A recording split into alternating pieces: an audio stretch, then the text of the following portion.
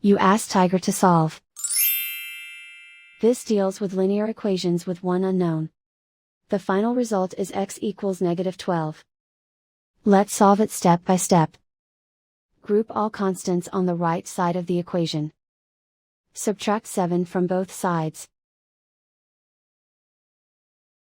Group like terms. Simplify the arithmetic.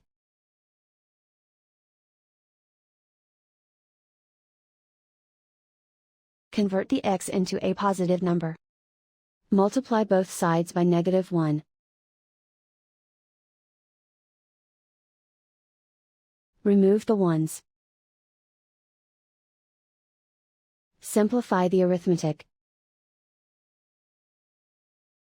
And so the final result is x equals -12.